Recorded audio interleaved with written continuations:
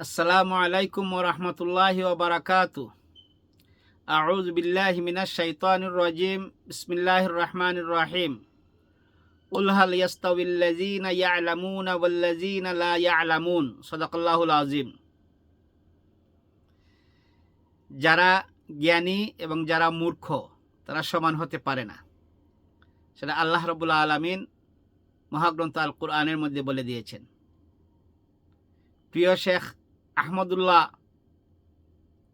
মাদ্দাজিল্লুহুল আলিয়াকে উদ্দেশ্য করে বলতে চাচ্ছি, আল্লাহ রাব্বুল আলামিন আপনাকে অত্যন্ত জ্ঞানী বানিয়েছেন, কোরআন এবং হাদিসের নলেজ দিয়েছেন, সাথে সাথে জাগতিক নলেজও আল্লাহ রাব্বুল আলামিন দিয়েছেন, যাতে কোরআন হাদিসকে সুন্দরভাবে, সাবলীলভাবে, সহজ ভাষায় মানুষের হেদায়েতের জন্য উপস্থাপন করতে পারেন। আলহামদুলিল্লাহ।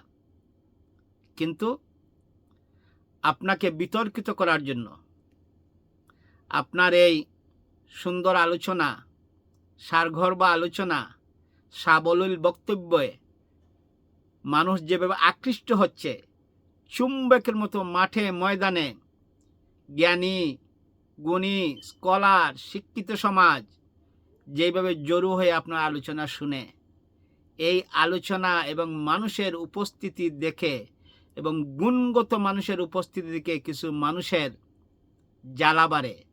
সুতরাং ওরা আপনার বিরোধিতা করে।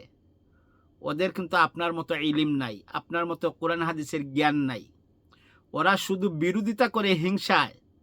প্লিজ দয়া করে এই হিংসুকদের, নিন্দুকদের, যারা মাজার পূজারী, কবর পূজারী, বেদাতি, ওরা আপনাকে নিয়ে সমালোচনা করে, ওদের কানে কথায় আপনি কর্ণপাত করবেন না। যদি করেন তাহলে আপনি তাদের সমান হয়ে গেলেন, তারা আরো উপরে উঠবে। ওরা চায় ওরা উল্টা উল্টা বলুক আর আপনি জবাব দেন, আর ওরা আরো হাইলাইট হোক। সুতরাং আপনার প্রতি আমার ক্ষুদ্র অনুরোধ, এই মাজার পূজারী বেদাতিদের কোনো কথার জবাব আপনি দিতে যায়েন না। হ্যাঁ, ওদেরকেও জাহান্নামের আগুন থেকে বাঁচানো আপনার দায়িত্ব। ইশারা ইঙ্গিতে দিবেন, ওদের নাম মুখে নিবেন না। প্রয়োজনে আপনার ছাত্রের ছাত্রের ছাত্রকে দিয়ে ওদেরকে বুঝাইবেন এবং জাহান্নামের আগুন থেকে বাঁচানোর চেষ্টা করবেন।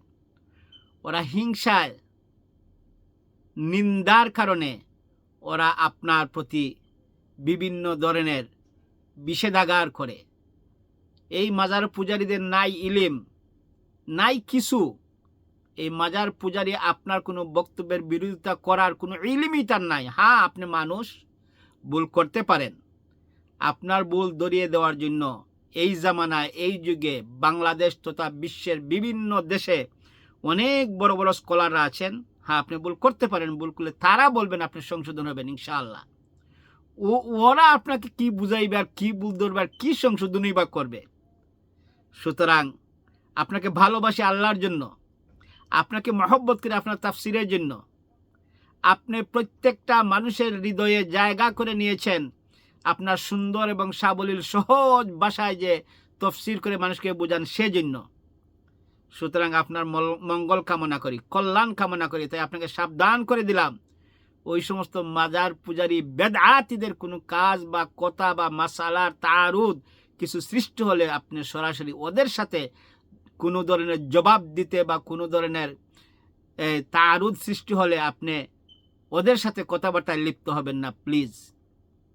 আপনাকে ভালোবাসি আল্লাহর জন্য, তাই একটু সতর্ক করে দিলাম। কারণ ওরা চায় আপনার এই সারগর্ভ আলোচনাকে একটা উল্টাপাল্টা কিছু লাগিয়ে দুনিয়ার রুটি রোজগারের ব্যবস্থা করার জন্য। সেটা আপনি ভালোই বুঝেন। সুতরাং আপনি যদি তাদের এই রুটি রোজগারের ব্যবস্থার মধ্যে আরেকটু আপনি নিজে সরাসরি ইনভলভ হয়ে যান, ওরা আরও সুযোগ পেয়ে যাবে। সুতরাং সাবধান করে দিচ্ছি প্রিয় শেখ আহমদুল্লাহ সাহেব, আপনি ওদের থেকে দূরে থাকবেন। আলহামদুলিল্লাহ, আপনার সেই আলোচনায় পথহারা মানুষ সঠিক পথের সন্ধান পাচ্ছে, অন্ধকারে নিমজ্জিত সমাজ আলোর দিশা পাচ্ছে, পথহারা যুবক নামাজের দিকে ফিরে আসছে, বেপর্দা নারী পর্দা করছে, মা বাবার অবাধ্য, স্বামীর অবাধ্য, পাপে লিপ্ত অনেক গুনাহগার মানুষ, পুরুষ মহিলা আপনার সারগর্ভ আলোচনা শুনে সঠিক পথের দিশা পাচ্ছে। এটাই তাদের হিংসা, এটাই তাদের নিন্দার কারণ। আপনার স্টেজের সামনে যেই সমস্ত জ্ঞানী গুণী শিক্ষিত স্কলাররা বসে, তাদের সামনে ওরা বসে না, সুতরাং তারা তো হিংসা করবেই। এই হিংসুকদের, এই নিন্দুকদের যাতে আপনাকে অবলম্বন করে রুটি রোজগারকে আরো বাড়াই দিতে না পারে, সেই জন্য অনুরোধ করছি আপনি তাদের কোনো প্রশ্নের জবাব, কোনো তারুদি মাসআলার জবাব সরাসরি দিতে যান না। আমার যদি ভুল ত্রুটি হয় আপনি সহ সবাই মাফ করবেন। আল্লাহ রাব্বুল আলামিন আপনাকে আমাকে সবাইকে বোঝার তৌফিক দান করুন। ওমা তৌফিকি ইল্লা বিল্লাহ। আসসালামু আলাইকুম ওয়া রাহমাতুল্লাহি ওয়া বারাকাতুহু। আল্লাহু আ'লামু বিস-সাওয়াব।